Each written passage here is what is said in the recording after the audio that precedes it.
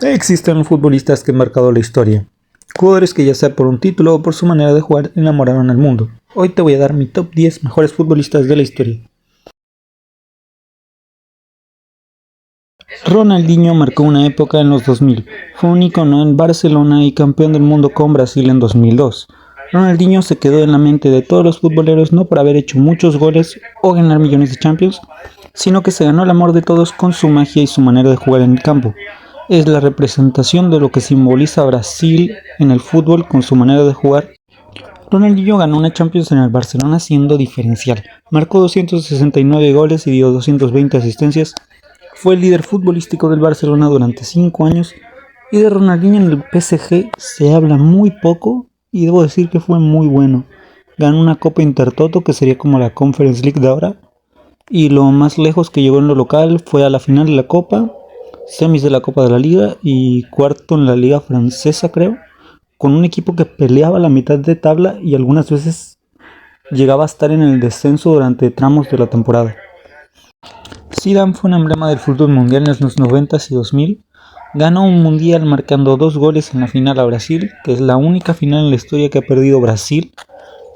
Porque lo del Maracanazo fue un partido único, no era final. Y es el mejor jugador de la historia de Francia. Es curioso porque es el mejor jugador de Francia y no jugó nunca en un grande de su país. Uno pensaría que salió del Marsella, PSG, Saint-Étienne y salió del Burdeos. Zidane es probablemente uno de los jugadores más elegantes que hay, patentó un regate como lo es la ruleta y jugó en 2 clubes grandes como Juventus y Real Madrid.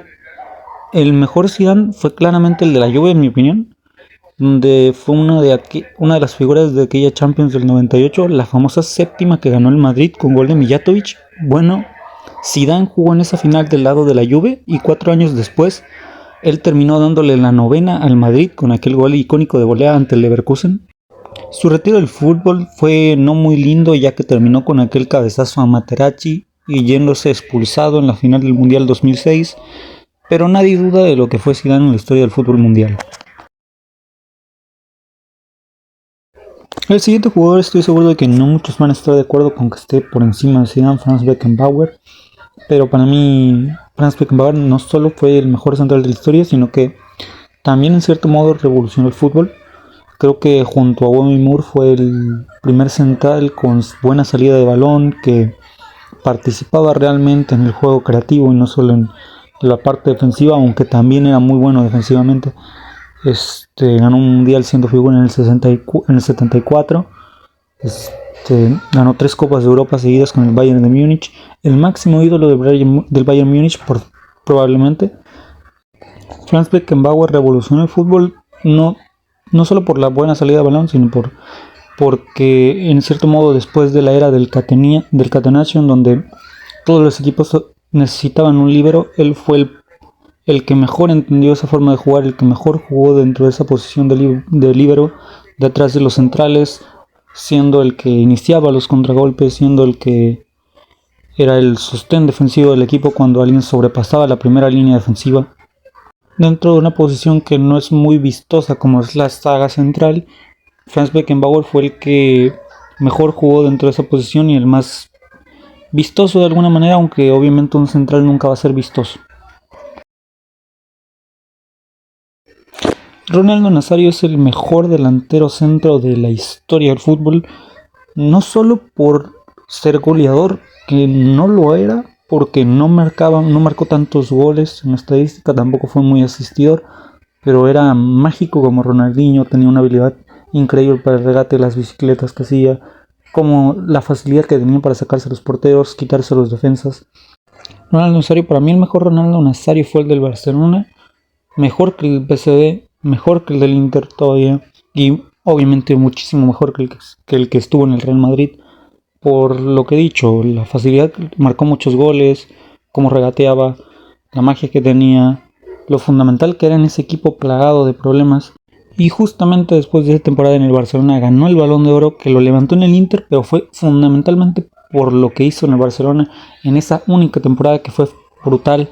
Yo no tengo dudas de que si Ronaldo Nazario se hubiese mantenido en el Barcelona, que no pudo por los problemas económicos que ya tenía en ese momento el Barcelona, hubiese sido el Ronaldinho de aquella época, los hubiese llevado probablemente ganar varias Champions.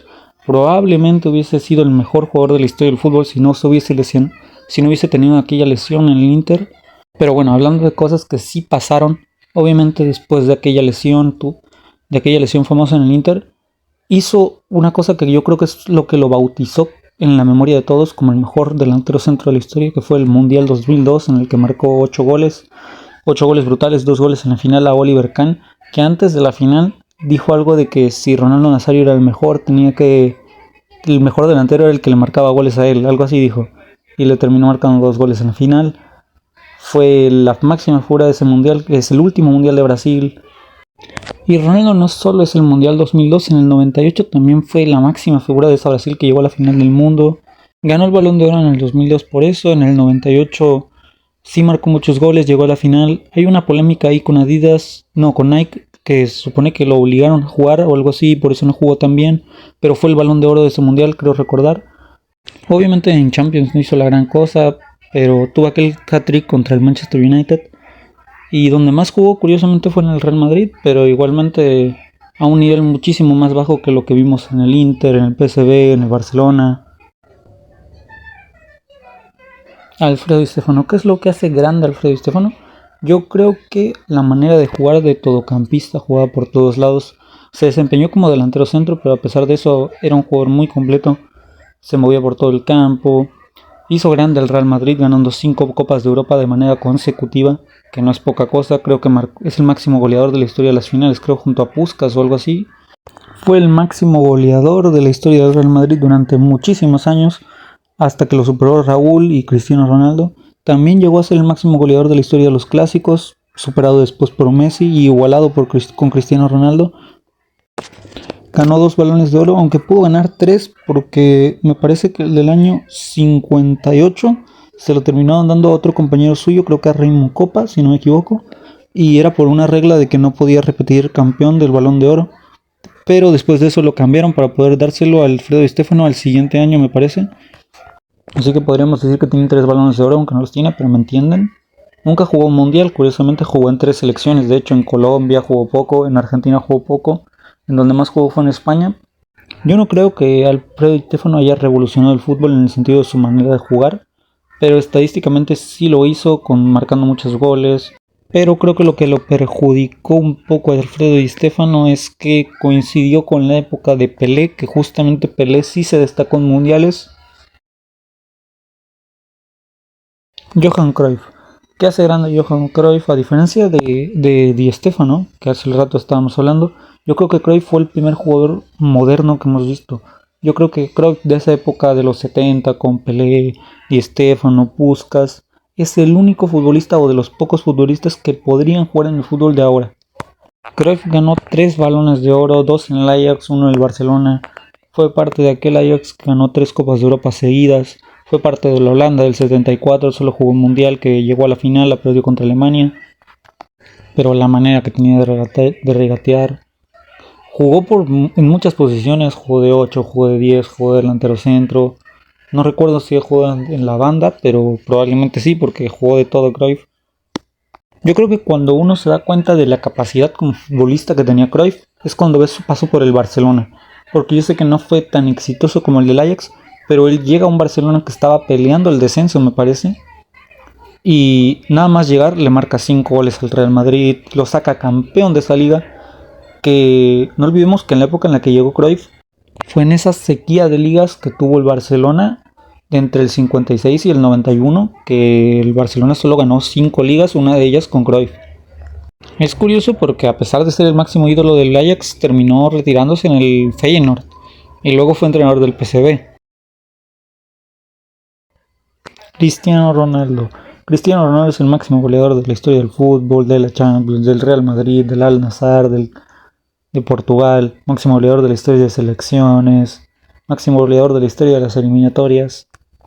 Ganó 5 Champions League siendo el máximo goleador de las 5. Fue la máxima figura de esas 5 Champions League. Ganó 3 Champions League de manera consecutivas. En el Real Madrid tiene más goles que partidos. Creo que si tengo que definir a Cristiano Ronaldo lo limito. Obviamente el Cristiano después del 2015 por ahí fue más goleador que otra cosa. Pero antes sí supo ser un jugador más vistoso, más regateador, más No, nunca fue tan habilidoso, tan técnico, pero sí hacía bicicletas, hacía regates. Tuvo aquel año en el 2008 en el que ganó Balón de Oro, ganó Puskás, ganó Bota de Oro, máximo goleador de la Premier League. Se me olvidó decir que también ganó 3 Premier Leagues de manera consecutiva con el Manchester United de Ferguson. Es probablemente el goleador más completo y el máximo ídolo de la historia del Real Madrid. Creo que no hay mucho para decir malo de él. Creo que lo único malo es los mundiales, que a partir de octavos de final nunca ha metido un gol ni dado una asistencia. Que marcó 8 goles y me parece que creo que 4 o 5 son de penal. Pelé marcó 700 goles. Obviamente se dice que marcó 1000 goles, pero yo lo dudo, la verdad. Pelé fue el máximo ídolo de la historia del Santos.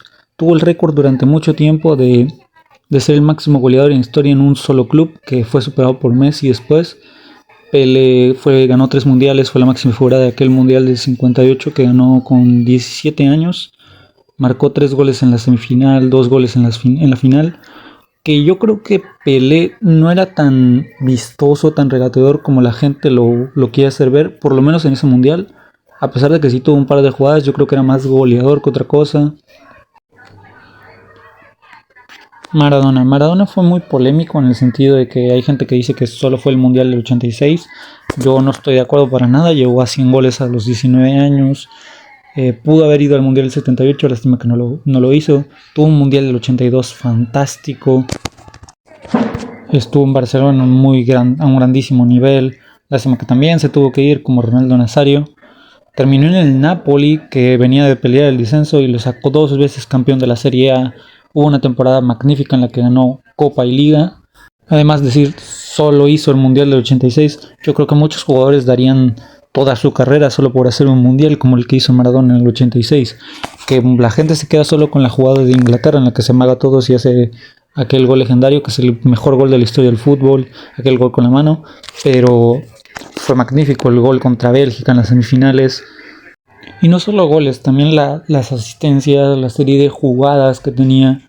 Los jugadores se repartían las amarillas para poder pegarle a Maradona y poder pararlo. Está mucho esa frase de Maradona no se pudo mantener en la élite durante muchos años. Yo personalmente no estoy de acuerdo porque hay que contextualizar. En aquella época en la que jugó Maradona, los jugadores no eran de mantenerse hasta los 40 años como vemos ahora, o hasta los 35 años compitiendo en la máxima élite. Y aún así, Maradona en el 79, en el 80 ya se destacaba bastante. En el 90 llegó a una final del mundo. ¿Les parece 11 años? ¿Les parece poco en la élite del fútbol? ¿Les parece de verdad poco? Ganó una Copa de la UEFA con el Napoli. En el 88 creo que ganó la Serie A. ¿Les parece poco 11 años en la élite? ¿Les parece poco a ese nivel al que llegó Maradona? Que muy pocos han alcanzado una uña de Maradona.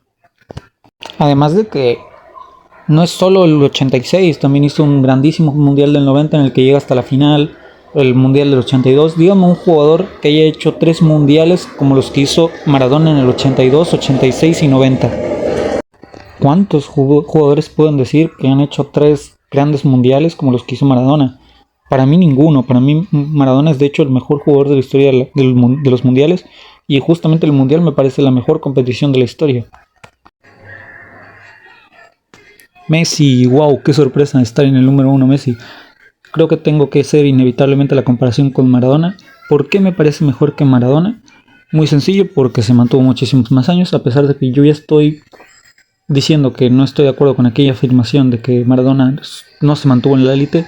Yo estoy en desacuerdo, aunque no puedo negar que Messi se mantuvo más años que Maradona en la élite del fútbol. Estuvo 15 años en el Barcelona, o no sé cuántos años específicamente. Es el jugador que más goles ha marcado en un solo club, 672 me parece. Ganó 4 Champions League con el Barcelona, aunque solo jugó 3 finales, ganó las 3. Ganó un sextete con el Barcelona en 2009, 91 goles en un año, 4 balones de oro seguidos, 8 balones de oro. En el PSG, que lo subestiman mucho como a Ronaldinho. En el PSG sé que no tuvo un buen paso, pero para mí lo hizo bastante bien. Fue campeón del mundo en el PSG, de hecho. Que ese Mundial de Qatar, muchos lo comparan con el de Maradona. Yo creo que está muy, muy, muy lejos.